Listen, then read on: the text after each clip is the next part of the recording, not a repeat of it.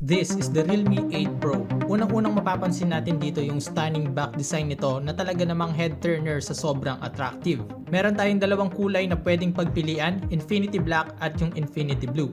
Mas preferred ko ang black dahil mas manly, stealthy, pero nandun pa rin yung boldness ng design. Eye-catching din yung malaking dare to lip text sa side na may mirror effect at may textured back panel na nagbibigay ng matte frosted starry design. I really like the feel and definitely one of my favorite dahil sa kakaibang experience habang hawak-hawak itong Realme 8 Pro. Meron itong 6.4 inches Full HD Plus Super AMOLED display na meron 2400 by 1080p resolution. Peak brightness ito umaabot naman hanggang 1000 nits at meron itong 180Hz touch sampling rate for better responsiveness especially when gaming. Equipped naman ito ng Qualcomm Snapdragon 720G at Adreno 618 na GPU, Realme UI 2.0 on top of Android 11 at meron itong 8GB na RAM, 128GB na storage, LPDDR4X plus UFS 2.1. Meron itong 4500 mAh battery na supported ng 50 watts super dark charge. The Realme 8 Pro is the first Realme smartphone being equipped with a 108MP camera with Samsung HM2 sensor. Bukod pa dito, meron itong 8MP ultra-wide camera, 2MP black and white portrait lens, 2MP macro lens, and 16MP front camera. Ito naman yung mga sample shots na nakuha ko dito sa Realme 8 Pro.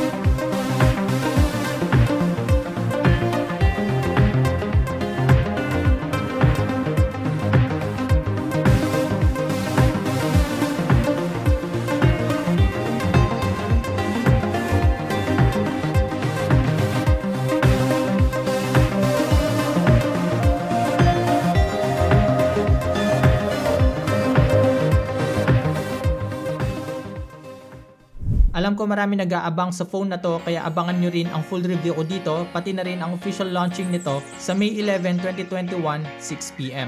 Malalaman natin sa araw na yon kung magkano itong Realme 8 Pro at malalaman din natin kung panalo ba siya o hindi. And that's it for today's video. Sana nag-enjoy ka sa panonood sa aking unboxing dito sa Realme 8 Pro. At kung gusto mo pa ng ganitong klaseng chill unboxing and review, pinapayo ko na sa iyo kaibigan na mag-subscribe sa channel na to. Huwag mo na rin kalimutan ang notification bell para updated ka pag meron tayong bagong upload. Again, this is Poy, unboxing anything just for you.